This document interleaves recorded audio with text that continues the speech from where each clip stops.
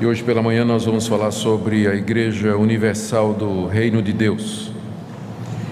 A razão pela qual nós escolhemos falar sobre essa igreja é que ela é a mãe de muitas outras igrejas parecidas. Eu vou mostrar como algumas dessas igrejas populares hoje na televisão são filhas da Igreja Universal do Reino de Deus. Segundo, ela é uma das maiores do Brasil, tem igrejas não só no Brasil, mas no mundo todo, ou partes do mundo. E ela tem constantemente ocupado a mídia, não somente com as suas programações, mas também a mídia secular, por conta de escândalos que aconteceram e acontecem, e mais recentemente pela construção do Templo de Salomão em São Paulo, para 10.000 pessoas. E a Igreja Universal do Reino de Deus, ela é representante, talvez a representante mais conhecida do que se chama de igreja neopentecostal. Os estudiosos do fenômeno religioso protestante dizem que costumam usar uma classificação, a primeira, eles chamam onda, né? A primeira onda foi a Reforma Protestante, que aconteceu há 500 anos atrás. No ano que vem nós vamos comemorar esses 500 anos da Reforma Protestante. Depois veio a segunda onda, que foi o movimento pentecostal, que começou em 1902 nos Estados Unidos. E agora veio a terceira onda, que é chamado movimento neopentecostal. É um movimento que nasce dentro do movimento pentecostal e que ganha força a partir dos anos 90. E, embora parecido, pentecostal e neopentecostal não são a mesma coisa. Eles têm coisas em comum, mas a Assembleia de Deus, por exemplo, é uma igreja pentecostal e ela não concorda com muita coisa que a Igreja Universal do Reino de Deus faz, que é uma igreja neopentecostal. Se você pergunta o que é que nós somos, nós somos da primeira onda, né? Nós somos da igreja reformada evangélica. Não nos classificamos em nenhuma dessas outras duas. E conosco estão os batistas, os metodistas, aquelas igrejas que a gente chama de histórica, né? Luteranos, episcopais, anglicanos, a relação é grande. Como sempre nós temos feito aqui, nós procuramos utilizar como fonte de estudo das religiões aquilo que elas produzem, para não sermos acusados de injustos ou de fazer uma caricatura ou passar uma imagem falsa do que as outras pessoas pensam.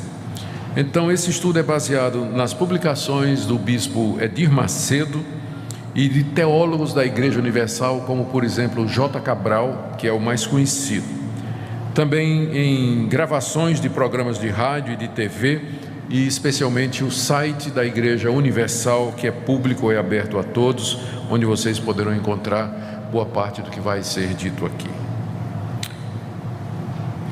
Muito bem, dito isso, nós vamos orar, pedindo que o nosso Deus nos ajude nesse estudo, porque o nosso alvo é certamente compreender a verdade e segui-la aonde ela nos levar. Aonde ela nos levar. Pedimos, nosso Deus, que nessa manhã Tu instruas o nosso coração. Nós queremos, ó Deus, a verdade, nós queremos segui-la. Como disse o Teu Filho, a verdade liberta. E eu peço que se alguém aqui nessa manhã, ou que nos acompanha pela internet, e que ainda não compreendeu a Tua Palavra nos seus pontos fundamentais e cruciais, que hoje seja um dia de libertação pela verdade. É o que nós te pedimos em nome de Jesus. Amém. Queridos, o fundador da Igreja Universal é o carioca Edir Macedo. Ele nasceu em 54, portanto tem a minha idade. O pai dele era comerciante e 61, pode parar de fazer a conta. Então, o pai dele era comerciante, e eram de uma família católica, praticante. Em algum momento na sua adolescência, Macedo se torna evangélico e vai frequentar uma igreja chamada Igreja Nova Vida, do bispo Macalister, que era uma igreja pentecostal no Rio de Janeiro. Aos 21 anos, ele sai da Igreja Nova Vida e é consagrado pastor na Casa da Bênção. Casa da Bênção, naquela altura, era uma das igrejas neopentecostais mais conhecidas no Brasil. e vinha crescendo muito. E ele é consagrado pastor ali aos 21 anos de idade. 2 anos depois, aos 23, ele sai da Casa da Bênção. Ele já era pastor, sai da Casa da Bênção, juntamente com 2 outros pastores. Um chamado Carlos Rodrigues, que ninguém mais sabe nada sobre ele, e outro chamado R.R. Soares. Então, eles saem da Casa da Bênção e fundam a Igreja Universal em 1977. 3 anos depois, ele briga com R.R. Soares. E R.R. Soares sai da Igreja Universal e funda a Igreja Internacional da Graça, que é conhecida também hoje, e a origem é neopentecostal, né? Ele, junto com Edir Macedo, saíram da Casa da Bênção, fundaram a Universal, depois se separaram. Em 1998, portanto, 20 anos depois disso aqui, o Edir Macedo se desentendeu com um obreiro que vinha crescendo muito dentro da Igreja Universal e expulsou o obreiro.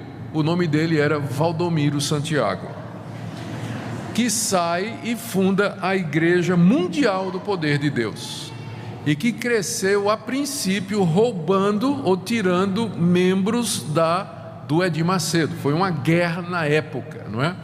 O Valdomiro Santiago se declara bispo nessa igreja que ele começou, constitui um colegiado de bispos que logo em seguida declaram que ele é apóstolo.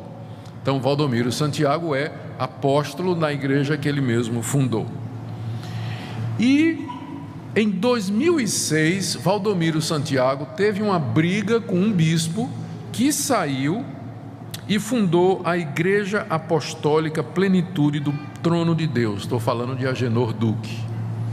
Então, essas grandes igrejas neopentecostais que estão na mídia hoje e que atraem atenção pela maneira às vezes estranha, bizarra, não é?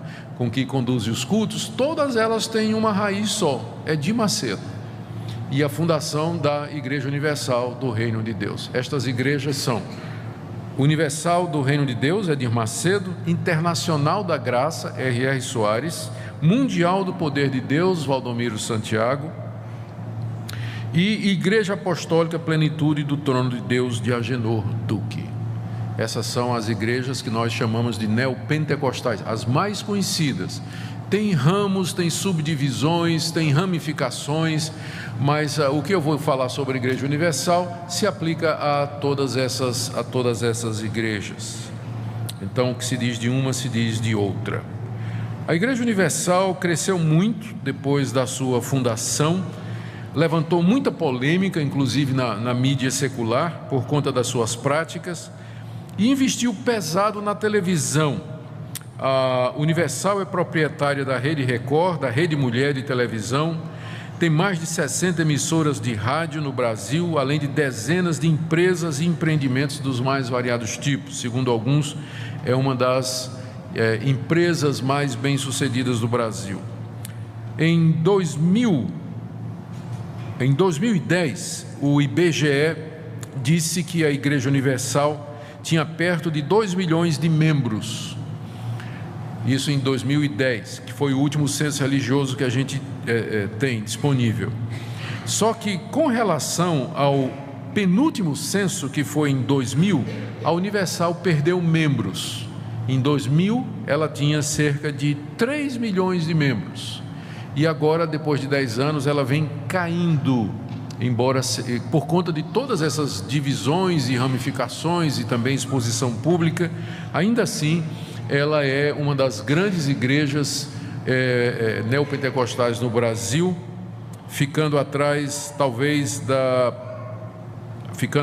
entre as igrejas pentecostais, da Assembleia de Deus e da Igreja Quadrangular, mas ela tem, por conta da mídia, um impacto muito grande no Brasil.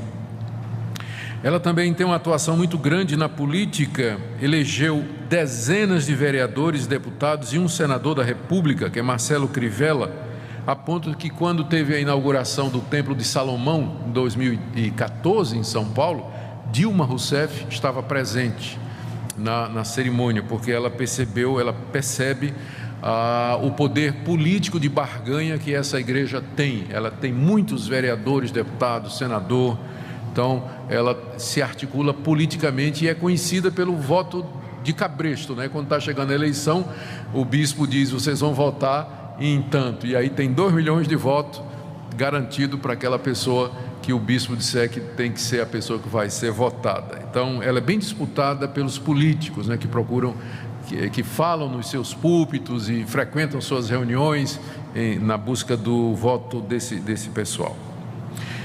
Muito bem, vamos ver algumas doutrinas e práticas da igreja. À medida que eu vou falando, eu vou fazendo alguma análise crítica também. A Universal, até por conta da origem dela, ela vem do pentecostalismo, ela declara acreditar nos seguintes pontos que ela tem em comum com as igrejas evangélicas: crê na Trindade, como os evangélicos creem; na divindade e na humanidade de Jesus, como os evangélicos creem; no céu, no inferno, no julgamento final; na Bíblia como a palavra de Deus; na realidade do pecado; na necessidade de salvação, ressurreição dos mortos, vida eterna, segunda vinda de Cristo. Então, se você for olhar isso aqui, você vai dizer: a Igreja Universal é uma igreja evangélica, porque ela acredita nessas coisas, como os evangélicos também acreditam. Mas ela, além disso, ela acredita naquilo que as igrejas pentecostais acreditam. Por exemplo, a crença no batismo com o Espírito Santo como sendo uma segunda bênção, alguma coisa que acontece depois da conversão; a prática das línguas estranhas durante os cultos e, particularmente, a cura divina. Então, essas 3 coisas a Igreja Universal compartilha com as igrejas pentecostais. Mas ela tem também aquelas práticas que são as mais importantes e que colocam essa igreja dentro do grupo das igrejas neopentecostais, que é a teologia da prosperidade, os ministérios de libertação de pessoas oprimidas por demônios e a utilização de objetos ungidos no culto. Então isso é feito pela Deus é Amor, Casa da Bênção, Brasil para Cristo, que são as primeiras igrejas neopentecostais no Brasil. Como Edir Macedo veio de lá, ele preserva todas estas coisas, com a diferença de que ele levou tudo isso para a mídia. A Casa da Bênção, por exemplo, Deus é Amor e Brasil para Cristo, eles não gostam de mídia, de televisão, de rádio, rádio sim, mas televisão não. Mas Edir Macedo levou tudo isso ao público quando ele investiu pesado em televisão. Então, a Igreja Universal, ela é uma igreja neopentecostal com todas essas crenças e práticas.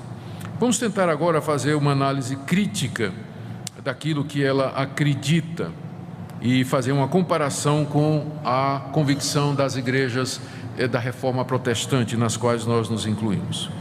A primeira crítica que nós faríamos é com relação à visão de mundo que é passada na Igreja Universal e nas igrejas neopentecostais. É o que a gente chama de cosmovisão. Cosmovisão é o conjunto de crenças que nos ajudam a enxergar a realidade. É os óculos que você usa para ler o mundo. Então, todo mundo tem uma cosmovisão. Aquilo que você acredita, as suas experiências, os seus pressupostos, as suas crenças, tudo isso vai influenciar a maneira como você lê a realidade. A cosmovisão da Igreja Universal é de um mundo povoado de demônios e anjos maus que estão procurando achar as mínimas brechas para se apossar da vida das pessoas, crentes ou descrentes. Para o típico membro da Igreja Universal, tudo de ruim que acontece é obra de algum demônio. Se a pessoa fica doente, é um demônio. Se a criança está agitada ou inquieta ou irritada, é um demônio. Se um filho virou homossexual, foi demônio. Se alguém contraiu AIDS, é um demônio. Se perdeu o emprego, é demônio. Se tem um sonho mau, um pesadelo, é um demônio querendo oprimir. Então, essa visão de mundo é uma visão povoada de demônios, espíritos maus que estão detrás de cada esquina, de cada árvore, esperando só a oportunidade para destruir sua vida e fazer com que a sua vida seja completamente desgraçada e não tenha mais sentido. Então, o Edir Macedo, nos seus livros, ele claramente atribui aos demônios a destruição dos lares e do casamento, a prostituição, o homossexualismo, o desemprego, enfermidades como epilepsia, AIDS e até feridas incuráveis. Então, essa é a visão típica dessas igrejas, ou seja, que o mundo está de fato controlado e povoado desses espíritos maus. Bom, o que é que nós diríamos a isso? Sem dúvida, a Bíblia ensina com clareza que existem os anjos caídos, que são os demônios, que Satanás ronda os crentes como um leão faminto, e que os demônios, sempre que possível, querem nos assaltar, tentar, afligir e nos levar ao pecado. O problema é que nessa visão não há espaço para duas coisas que a Bíblia também diz. Primeira, que os males que nos acontecem, eles com frequência são resultado das nossas próprias escolhas. Se o seu casamento vai ruim, não precisa um demônio para fazer isso.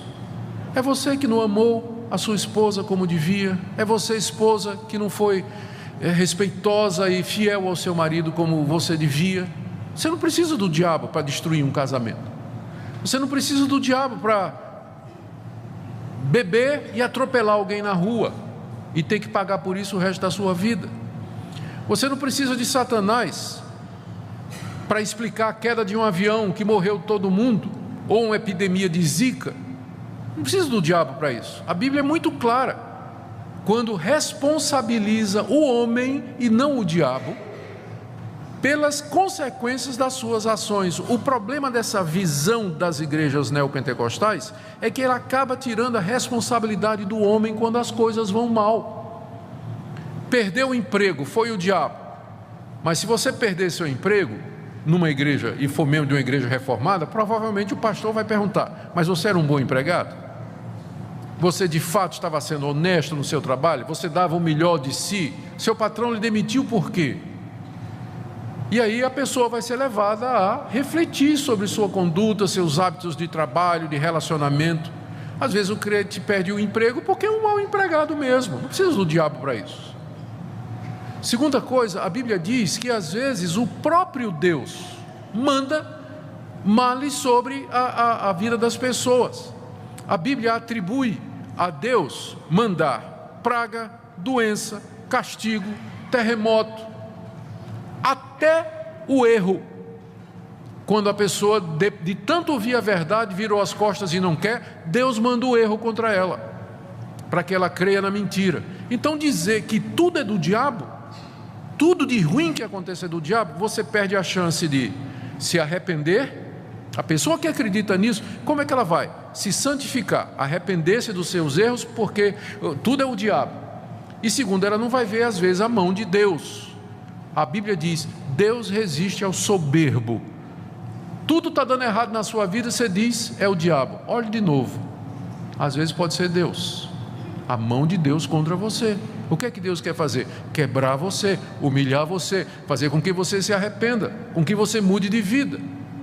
Então essa visão da Igreja Universal, e que é das igrejas neopentecostais, ela é reducionista, ela impede o crente de conhecer toda a verdade e de se desenvolver espiritualmente aqui nesse mundo. Produz uma mentalidade estreita, atrofiada no que diz respeito ao crescimento espiritual. A gente vive num mundo decaído que geme e suporta dores debaixo do cativeiro por causa do pecado do ser humano, e temos que nos lembrar que há um Deus que também age nesse mundo com providências e trazendo males sobre nós. Então nós não podemos atribuir tudo a Satanás. É claro que o diabo faz muita coisa ruim nesse mundo, mas é errado dizer que ele é o responsável por tudo que acontece, porque isso tiraria a nossa responsabilidade e a ação de Deus na história. A segunda crítica que nós faríamos à Universal e também às igrejas que derivam dela e que segue a mesma linha, é o tipo de interpretação que elas fazem da Bíblia. E aqui está a raiz de todos os problemas.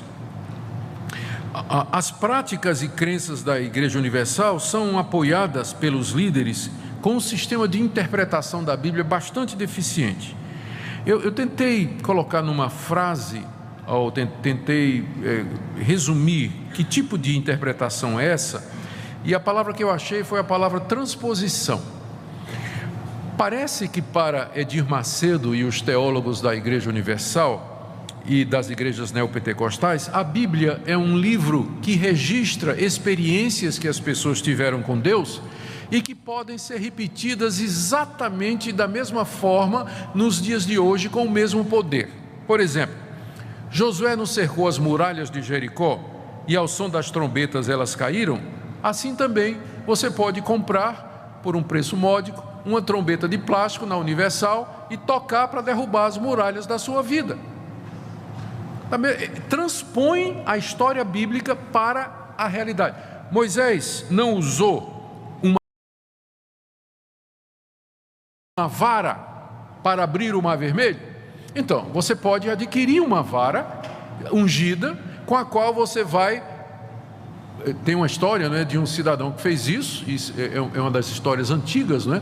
Ele comprou uma vara de Moisés, adquiriu, e foi dito a ele que onde ele batesse com aquela vara, Deus ia dar a bênção.